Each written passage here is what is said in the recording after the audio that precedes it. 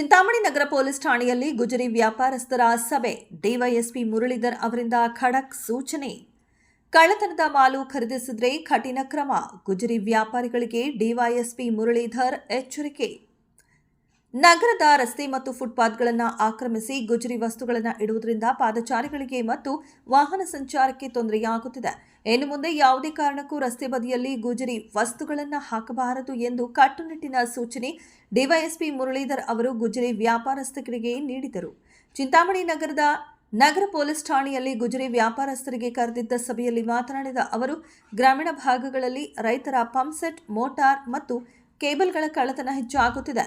ಗುಜರಿ ವ್ಯಾಪಾರಸ್ಥರು ಇಂತಹ ಯಾವುದೇ ಅನುಮಾನಾಸ್ಪದ ಅಥವಾ ಕಳವು ಮಾಡಿದ ವಸ್ತುಗಳನ್ನು ಖರೀದಿ ಮಾಡಬಾರದು. ಒಂದು ವೇಳೆ ಅಂತಹ ವಸ್ತುಗಳನ್ನು ಖರೀದಿಸುವುದು ಕಂಡುಬಂದರೆ ಅವರ ವಿರುದ್ಧ ಎಫ್ಐಆರ್ ದಾಖಲಿಸಿ ಕಠಿಣ ಕಾನೂನು ಕ್ರಮ ಕೈಗೊಳ್ಳಲಾಗುವುದು ಎಂದು ಎಚ್ಚರಿಸಿದರು.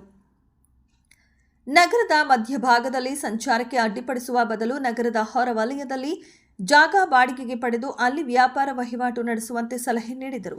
ಪ್ರತಿಯೊಬ್ಬ ವ್ಯಾಪಾರಸ್ಥರು ಕಡ್ಡಾಯವಾಗಿ ರಿಜಿಸ್ಟರ್ ಪುಸ್ತಕವನ್ನು ನಿರ್ವಹಿಸಬೇಕು. ಯಾರಾದರೂ ಅನುಮಾನಾಸ್ಪದ ವ್ಯಕ್ತಿಗಳು ವಸ್ತುಗಳನ್ನು ಮಾರಾಟ ಮಾಡಲು ಬಂದರೆ ತಕ್ಷಣವೇ ಪೊಲೀಸರಿಗೆ ಮಾಹಿತಿ ನೀಡಬೇಕು ಎಂದು ತಿಳಿಸಿದರು.